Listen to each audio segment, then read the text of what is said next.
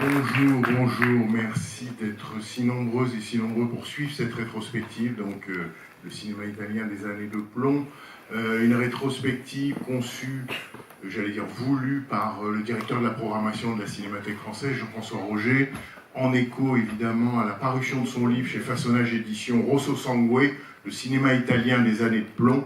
Vous le connaissez, ce livre, Jean-François Roger aussi. Voilà, donc il est évidemment accessible à la librairie. C'est une rétrospective de films connus, moins connus, méconnus, réévalués, et qui va durer jusqu'au 15 avril. Pour parler du film d'aujourd'hui, donc Bandit à Milan de Carlo Lizzani, 1968, Jean-François et moi avions envie d'inviter Jean-Baptiste Toré. Jean-Baptiste, il est réalisateur, il est essayiste, il a une connaissance réelle du cinéma américain, bien sûr, mais il a aussi une passion et une connaissance du cinéma italien. Et en témoigne, je dirais, la collection qu'il dirige chez Studio Canal, qui s'appelle Make My Day, et où on voit des titres italiens à intervalles réguliers surgir, être réédités et accompagnés de compléments. Voilà, tout de suite je cède la parole pour qu'il vous présente le film de tout de suite, et puis il reviendra à 17h30 pour présenter El Ciuncio, le film de Damiano Damiani de la séance d'après. Jean-Baptiste. Merci Bernard, merci d'être venu, si nombreux c'est complet en fait. Cela dit, en regardant la bande-annonce, là je me dis que tous les films sont incroyables. C'est vraiment une rétrospective, c'est pas qu'à toutes les rétros, hein, mais là il faut tout voir. Et non, c'est voilà, assez fascinant, d'autant plus que beaucoup de ces films sont difficiles en fait à trouver, de façon légale, je veux dire. Et en particulier le film que vous allez voir ce soir, enfin cet après-midi, Bandit à Milan, qui est un film que les cinéphiles un peu hardcore, amateurs de cinéma italien connaissent bien, mais qui fait partie de ces grâles qu'on n'arrive pas en fait, à voir sortir. D'où à mon avis le fait que la salle est complète et que beaucoup de gens, pas mal, ont été refusés en fait pour voir ce film. Alors donc Bandit à Milan, donc c'est un film qui date de 68, qui sort en Italie en mars 68, qui est tourné à l'automne, on pourrait dire 67, et il est presque inscrit là dans la rétrospective des années de plomb. Alors ça peut vous sembler bizarre, parce qu'année de plomb, on dit généralement ça commence en 69 avec l'attentat de la Piazza Fontana, ça s'arrête avec la guerre de Bologne en 80. C'est à la fois vrai et faux, c'est qu'évidemment, il y a l'automne chaud, il y a des choses qui se passent, hein, comme tous ces mouvements-là, et notamment dans les 2-3 années qui précèdent 69, on fait aussi bien les mouvements étudiants, la radicalisation d'une forme de violence, la façon dont l'extrême gauche et le Parti communiste commencent à se séparer. Il se passe beaucoup de choses, en fait, qui vont créer ce qu'on appelle l'automne chaud, qui à un moment donné va donner Piazza Fontana. Donc en fait, Bandit à Milan a beau sortir en 68, il appartient complètement à ce qu'on appelle ce cycle des années de plomb. Alors en 2 mots, parce que je ne vais pas être trop long, qui l'a déjà vu parmi vous ce film? D'accord. Et donc le film en fait part d'un fait divers qui a été un fait divers qui a une couverture nationale en Italie, un fait divers important qui s'est déroulé en septembre 67, l'histoire d'une bande de malfrats, de 4 malfrats. Dans le titre anglais du film c'est The Violent Four, ça veut dire les 4 violents, de 4 malfrats qui ont pendant 3-4 ans ont dévalisé des banques. Et puis ce jour-là, le jour dont le film fait le récit, à Milan, ils décident de pousser le bouchon encore un peu plus loin du point de vue de leur virtuosité, de leur technique, et qui est de cambrioler 4 banques en 40 minutes. Hein. Et ils vont y arriver, hein, évidemment. Et donc ce fait divers va défrayer la chronique, les fameux bandits vont être arrêtés, et c'est drôle, c'est qu'au moment où le film va sortir en mars 68, le procès en fait, des 4 malfrats racontés par le film en fait, est en train d'avoir lieu. Alors, un mot quand même rapidement sur qui joue, qui fait quoi. Vous allez voir, il y a 2 acteurs qui, quand on s'intéresse au cinéma italien, populaires et d'auteurs aussi, qui sont Gianni Volonté et Thomas Milian, qui se croisent sans se croiser dans le film. On est donc le tournage est en 67, et ils venaient tourner tous les 2 ensemble, en fait, un film qui s'appelle Faccia a Faccia, vous avez peut-être vu, le dernier face-à-face de Sergio Solima, qui est un film absolument magistral. Et donc ce film-là, en fait, ils s'étaient rencontrés, et là, ils se retrouvent à nouveau les 2. C'est drôle, parce qu'on pourrait prendre le cinéma italien des années 70, et prendre, presque faire une filmo Gianni Volonté, hein, et une filmo Thomas Milian. Hein. Gianni Volonté, à l'époque, il est très célèbre. Pourquoi? Non pas parce qu'il a tourné dans des films importants, comme Un homme à brûler, Le terroriste de Gianfranco de Bosio, au début des années 60, qui sont des films capitaux, mais parce qu'il a été, évidemment, le méchant chez Sergio Leone, et il devient d'un seul coup un acteur populaire. Et donc, dans ce film-là, vous allez voir qu'il joue un rôle qui n'est pas très éloigné du rôle qu'il jouait, dans son jeu d'acteur, qui jouait en fait chez Sergio Leone. Et il va devenir évidemment extrêmement populaire. À partir de 70, Enquête sur un citoyen, le film d'Elio Petri, et il tournera quelques-uns des grands films sur la question du complot d'Italie des années 70, aussi bien avec Petri qu'avec Francesco Rosi. Et face à lui, on a Thomas Milian. Thomas Milian, lui pareil, il est devenu populaire, non pas grâce à Sergio Leone, mais en grande partie grâce à Sergio Solima, puisque le personnage de Cuccio, le péon mexicain qui est traqué dans Colorado de Solima en 66 par Lee Van Cleef, c'est lui. Donc Thomas Milian va devenir sans doute peut-être la figure, l'acteur du cinéma populaire italien. Là, il joue le rôle d'un flic, dans Ma volonté du côté joue le rôle du chef des malfrats. Thomas Milian joue le rôle d'un flic. Il rejouera une autre fois des rôles de flic, en fait, Thomas Milian, notamment, et c'est lui qui va, sous la direction de Bruno Corbucci, créer le personnage de Nico Giraldi. Je ne sais pas si ça vous dit quelque chose, en 1976, une série de films, il y en a 11 qui commence, s'appelle Flic en jean, mais là, c'est une sorte de flic sous l'influence de Serpico, si vous voulez. C'est un Serpico milanais, romain, pardon. Ça, c'est plutôt Thomas Milian. Alors, ce qui est intéressant, c'est que Thomas Milian, dans le film, Carlo Lizzani a pris comme modèle pour créer son personnage un personnage qui est très connu des gens qui s'intéressent aux années plomb, qui est un commissaire de police de Milan, qui s'appelle Luigi Calabresi. Je ne sais pas si ça vous dit quelque chose. Luigi Calabresi, il est connu parce qu'il s'est fait... François leur en a beaucoup parlé. D'accord. Donc ils ont eu la leçon Calabresi, quoi.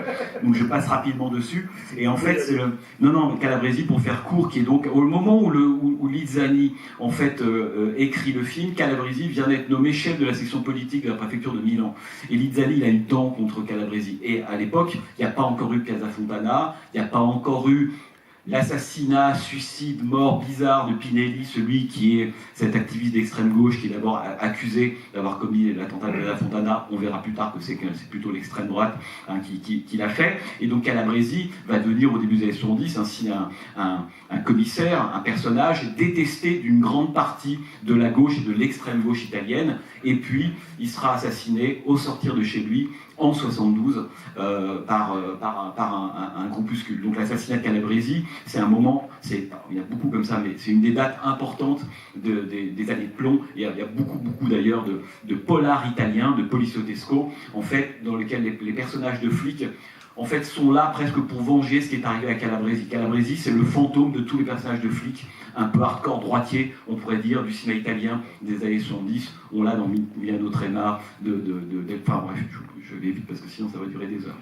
Alors, donc, tout ça pour dire quoi? Que ce qui est passionnant, c'est que avec ce film Lizzani, on est donc en 67, et vient de tourner Lizzani, un film qui s'appelle Requiescent, je ne sais plus le titre français, qui est un western italien, un western révolutionnaire italien, avec Pier Paolo Pasolini dans le rôle d'un prêtre révolutionnaire. Et là, ça va être le film qui est juste après.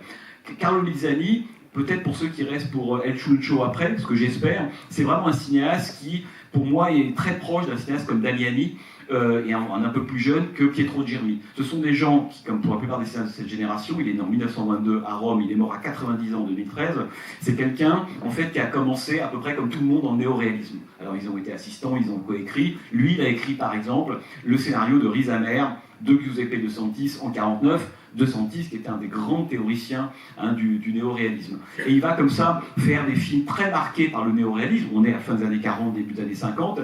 Et puis il y a un film qui va le mettre sur les radars, on pourrait dire, du cinéma italien, je dirais, un peu officiel, institutionnel des festivals. C'est La Chronique des pauvres amants en 1954, un film sur la résistance qui est absolument formidable, adapté du bouquin de Vasco Pratolini, donc Chronique des pauvres amants. Et en fait, Lizzani va se retrouver au milieu des années 60 face au même problème que Damiani et que d'autres cinéastes qui ont commencé dans le néoréalisme en se disant mais est-ce qu'il n'y aurait pas un moyen de faire muter le néoréalisme de façon un peu plus efficace? On ne va pas faire Le voleur de bicyclette, Umberto D, Rome ville ouverte pendant 20 ans. Et à un moment donné, le public est en train de changer, des choses sont en train de se passer, et peut-être qu'il y a d'autres moyens de prendre la température de la société italienne, de la raconter. Et c'est ce que va faire Lizzani en allant piocher du côté du genre. Exactement comme Damiano Damiani, c'est des cinéastes qui sont extrêmement proches. Et donc, c'est pas quelqu'un, en fait, qui va continuer à faire du néoréalisme, on pourrait dire au sens pur et dur du terme, mais c'est quelqu'un qui va injecté le néoréalisme, l'approche, on pourrait dire critique néoréaliste dans la plupart de ses films. Et le film que vous allez voir là est un exemple absolument parfait. Alors ne soyez pas trop décontenancés, parce que ce qui est frappant dans Bandit à Milan, il y a deux choses qui marquent en tout cas l'histoire du cinéma italien. La première, c'est qu'on dit de Bandit à Milan que c'est un des films précurseurs, fondateurs du poliziotesco, ce fameux genre italien qui va exploser après 1972, avec notamment la Polizia Ringrazia de Steno, et qui va se poursuivre jusqu'au tout début des années 80, le fameux polar italien. Bandit à Milan a réalisé 3-4 ans avec le début du filon, avant le début du filon du polar. Donc c'est un film précurseur. Mais Lizzani, il a même fait 2 films précurseurs du polar italien, on pourrait presque dire que c'est le père, on pourrait dire, du polar italien, avec Bandit à Milan, et avec un film qu'il réalise 2 ans avant, je ne sais pas si dans la rétro, L'Outrigue, Réveille-toi et meurs, ça y est ou pas? Non. Qui est donc un film qui date de 66, qui était déjà l'histoire d'un petit malfrat, en fait, qui se retrouve pris dans l'engrenage de la violence, et un homme qui braque comme ça des bijoux, avec Robert Hoffman, là aussi tourné dans la région de Milan, et L'Outrigue est considéré par les historiens de cinéma presque comme le vrai premier proto-polar italien. On est en 66. Et donc le genre commence en 72.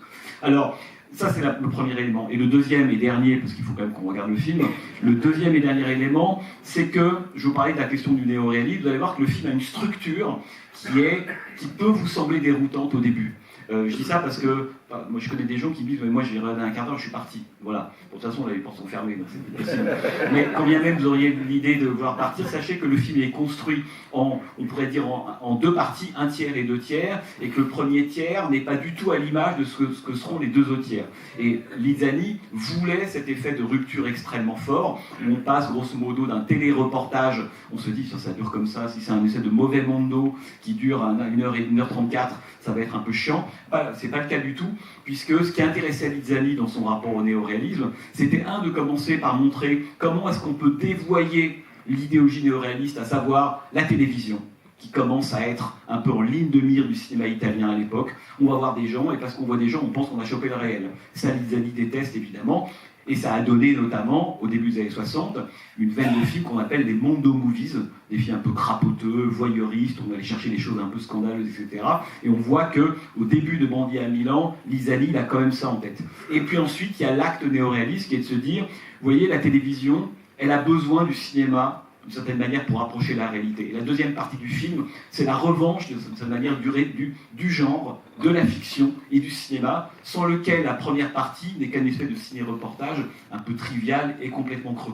Donc il faut accepter la dimension dialectique du film, elle est extrêmement importante, elle est même au cœur du projet de Bandit à Milan. Voilà, je vous ai pas tout dit, mais rien, mais à peu près. Bonne projection, et on se retrouve, j'espère pour tout le monde, à 17h30 pour parler de El Chuncho, chef-d'œuvre de Damiani. À tout à l'heure.